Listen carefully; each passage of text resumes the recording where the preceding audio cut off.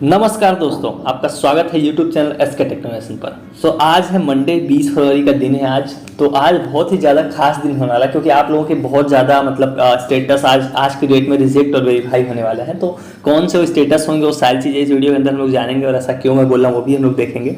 उसके अलावा एक बहुत ही इंपॉर्टेंट चीज़ मैं आपको बताऊँगा, NPCI मैपिंग, रिजेक्टेड बैंक और स्कॉलरशिप आने को लेकर। वो बहुत ही ज़्यादा इंपॉर्टेंट चीज़ होने वाली है, उसको जरूर देखना आप लोग। वो वीडियो के हम लोग बाद में कवर करेंगे। तो इसमें काफ़ी सारे स्टेटस और ये सारी चीज़ें हम लोग कवर करने वाले हैं। तो काफ़ी चीज़ें होंगी वीडियो के अंदर हमेशा की तरह। तो वीडियो को पूरा एंड तक देखना और वीडियो को लाइक नहीं किया तो अभी लाइक कर दो। और चैनल पे पहली बार वीडियो देख रहे हो या फिर देखते हो, सब्सक्राइब नहीं किया तो सब्सक्राइब कर लो, क्योंकि आपको यहाँ पर सबसे फास्ट और सबसे ऑथेंटिक अपडेट्स यूपी स्कॉलरशिप की देखने को मिलेगी। सो चलिए चलते हैं अपडेट की तरफ। देखो, अब आपको पता है कि क्या बोलते हैं, अभी पिछले 2 दिन से किसी का स्टेटस आपने देखा होगा चेंज नहीं हुआ। 18 फरवरी को चेंज हुआ था, 18 फरवरी को हुआ था, पर उतना ज़्यादा नहीं हुआ था, कम हुआ था। सबसे ज़्यादा चेंज हुआ था 17 और 16 फरवरी को चेंज हुआ था। 18 को भी कम हुआ, 19 को यानी कि कल तो हुआ नहीं, तो आज होगा। अब देखो क्यों ये सब हो क्यों रहा है। ये 75 करोड़ वाला मैटर तो आपने सुना ही होगा कि क्या बोलते हैं, टोटल 75 करोड़ की जो है कि हेराफेरी, घपलेबाजी का आ रहा है। ईडी ने हर जगह छापेमारी की है कि भाई अलग अलग लोगों के नाम पे खाते खुलवा के, तो आप में से आपके सरकार की गवर्नमेंट का 75 करोड़ तो कोई और ले रहा है, तो आपको छात्रवृत्ति तो फंड खत्म हो ही जाएगा आपके टाइम पे। तो ये भी एक समस्याएं हैं। तो इनकी वजह से देखो ये पूरा समाज कल्याण एक तरह से एक तरह से बोल दो शक के घेरे में उन चीज़ों में आ गया है। तो इस वजह से अभी पिछले 2-3 दिनों से DW मैं एक से कॉन्टेक्ट किया मेरे फ्रेंड से, तो ये अभी काम थोड़ा सा होल्ड पे रुका हुआ है। ये लोग खुद भी सहम गए हैं तो इन चीज़ों से। तो इस वजह से आप देखोगे कि पिछले 2 दिनों से काम बिल्कुल स्लो है, किसी का स्टेटस नहीं बदला है। अगर कोई बोल रहा है तो एक आध लोग होंगे, नहीं तो अदरवाइज स्टेटस चेंज नहीं हुए हैं। तो ऐसे में आज की डेट में, आज मंडे है, तो आज से मैं भी काम जैसे पहले हो रहा था उस स्पीड से करने लगे, तो ये चीज़ें हो जाए। उससे ज़्यादा यहाँ पे एक चीज़ और दिख गई, तो आपको ये भी देख लेना है कि अगर आप इन कॉलेजेस में से किसी कॉलेज के हो तो आपको थोड़ा सा इस बार खतरे की घंटी है, क्योंकि ऐसे कॉलेजों का डेटा ये लोग बहुत ज़्यादा अच्छे से वेरीफाई करेंगे। इवन ऐसे कॉलेजेस का इस मैटर की वजह से, देखो इस जब ये मैटर पूरा आ गया कि इतने बड़ी घपलेबाजी खाता किसी और के नाम पे, तो इसकी वजह से जो आप लोग के फॉर्म है ना, इस बार आप देखोगे कि बहुत ज़्यादा अच्छे से वेरीफाई करेंगे। अगर उसमें थोड़ा बहुत भी कुछ गलत निकला तो आपका फॉर्म रिजेक्ट कर दिया जाएगा। रीज़न यही सब है क्योंकि इनको अब बहुत ज़्यादा सतर्कता से लोग स्कॉलरशिप बांटेंगे। जब सब कुछ वेरीफाई हो जाएगा तभी वो बांटेंगे। तो ये काफ़ी ज़्यादा इसमें आप लोगों को ध्यान देना है। तो वो अगर आपका कुछ गलत है तो आप थोड़ा सा डर सकते हो, और ये अगर इन कॉलेजेस हो तो आपको और ज़्यादा डरना चाहिए जिनके नाम यहाँ पर आपको देखने को मिल रहे हैं।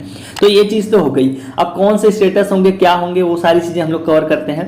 उससे पहले आपको UID never enable NPCI mapping वाली इशू बता देता हूँ, वो बहुत ज़्यादा इंपॉर्टेंट हो गया है। अभी क्यों हो गया है वो भी हम लोग कवर करेंगे। जैसे जिनका इस तरह से UID डिसेबल, तो आपको क्या करना है, NPCI मैपिंग करानी है। NPCI मैपिंग आपको, देखो कुछ लोग बोल रहे हैं कि आधार से पैसा निकल जाता है, वो चीज़ मैं नहीं बताऊंगा आपको ऑनलाइन चेक करना है। मैं कितनी बार बोल चुका हूँ, ऑनलाइन आपको कैसे देखना है ये वो बता देता हूँ आपको।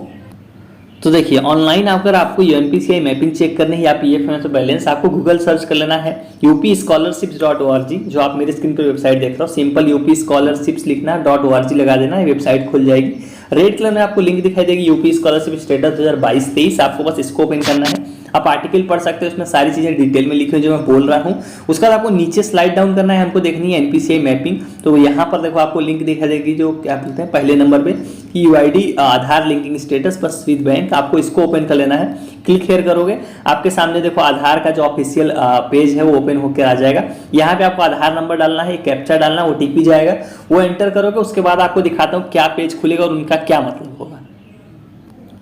तो देखो वहाँ OTP डालने के बाद अगर आपके सामने ये पेज ओपन होके आ रहा है, देखो consolation your Aadhaar bank mapping has been done, इस तरह का पेज अगर आ रहा है तो आपका समझ लो कि बैंक से आपको कोई दिक्कत नहीं होने वाला। इस बात की मैं आपको कितनी बार गारंटी दे चुका हूँ, सब कुछ मैं बोल रहा हूँ आपको। चाहे UID नेवर इनेबल ही क्यों ना लिखा हो, अगर आपका पेज इस तरह से ओपन होकर आ रहा है, आपके बैंक का नाम लिखा हुआ है, यहाँ पर स्टेटस एक्टिव दिख रहा है, अगर आपका ये चीज़ें अगर दिख रही है जो आप मेरी स्क्रीन पर देख पा रहे हो, तो आपको ये टेंशन नहीं लेना है कि मेरा UID नेवर इनेबल है या फिर UID डिसेबल हो गया है, रिजेक्टेड बैंक है। सारी प्रॉब्लम का सोल्यूशन ये पेज है जो आप मेरी स्क्रीन पर देख पा रहे हो। अगर ये चीज़ आपका दिख रही है तो आपको उसके लिए नहीं टेंशन लेना। ये बात मैं आपको क्लियर कट बता दे रहा हूँ, अभी भी बता रहा हूँ, कितनी बार बता चुका हूँ। तो आप उसके लिए भूल जाओ। अब ये देखोगे आपका स्टेटस वेरीफाइड होना चाहिए, क्योंकि यहाँ से तो आपको दिक्कत नहीं आने वाली है। अब कुछ लोगों का सवाल है कि मेरा आधार से पैसा निकल जा रहा है, लेकिन ये चीज़ आप लोग चेक करो। मैं आधार से पैसा निकलने वाला वो चीज़ हो गया, आधार लिंकिंग और आधार फीडिंग अलग होता है, दोनों चीज़ें डिफरेंट होती हैं। तो अगर ये दिख रहा है तो ही आपको श्योर होना है, क्योंकि जो है कि होगा क्या। देखो मैं एक चीज़ और आपको अब यहाँ पे दिख गया तो आपको बताता हूँ, एक स्टूडेंट का आपको बहुत इंटरेस्टिंग चीज़ आपको बताने वाला, जो मैंने आपको वीडियो की स्टार्टिंग बोला था। तो देखो ये अजय कुमार है, देखो इन्होंने इंस्टाग्राम मैसेज किया, इनका बीटेक सेकेंड ईयर का स्टूडेंट है, इनका स्टेट शेयर देखिए इनका कितना स्कॉलरशिप आया है 38,040 रुपये, देखो इनके खाते में देखो आप लोग यहाँ पर क्रेडिट किया गया है। तो देखो अब इसमें इंपॉर्टेंट क्या है, इनको 18 फरवरी को आया, तो इसमें इंपॉर्टेंट ये कि मैंने इनसे पूछा कि कौन से खाते में इनकी छात्रवृत्ति आई है। देखिए मैं दिखा देता हूँ आपको चैट भी, इनका स्टेटस भी देख लो आप लोग। ये देखो Ajay Kumar SC category bachelor of technology BTech के स्टूडेंट है अजय कुमार।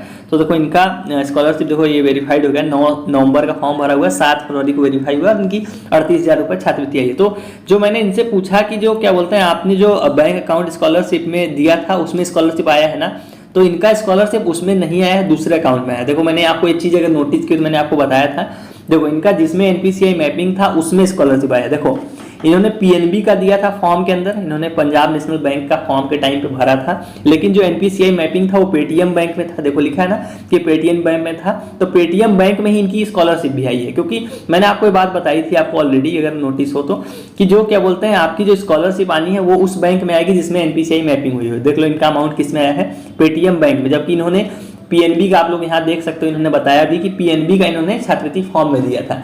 तो ये इंपॉर्टेंट है आपको, इससे बात से इस स्क्रीनशॉट से चैट से एक आइडिया तो लग गया होगा कि जो आपकी NPCI मैपिंग है वो ज़्यादा इंपॉर्टेंट है। अगर आपका वेरीफाइड हुआ बैंक मान लो और NPCI मैपिंग हो गई, किसी भी खाते में अगर आपकी NPCI मैपिंग हुई है, बेसिक सा फंडा समझो कि जिस खाते में आपकी NPCI मैपिंग हुई होगी आपकी स्कॉलरशिप उसी खाते में भेज दी जाएगी। बस सिंपल सा मतलब ये है, बस होनी चाहिए, ये इंपॉर्टेंट, यही चीज़ मैं आपको कितने दिनों से समझाने में लगा हुआ हूँ। तो इसी स्क्रीनशॉट से आपको ये चीज़ तो प्रूफ मिल गया होगा कि हाँ ये चीज़ है।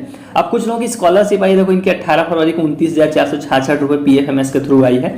सो पैसा भेजा जा रहा है, काफ़ी लोगों का भेजा गया है, तो ये चीज़ें हो गई। उसके अलावा अब हम लोग सस्पेक्ट वालों की बात कर लेते हैं। अब स्टेटस वाइज भी आपको चीज़ें कवर कर लेता हूँ जिसका आप लोग वेट कर रहे होगे मे बी, तो वो चीज़ें भी हम लोग कवर कर लेते हैं, लाइन से वीडियो बड़ी हो जा रही है।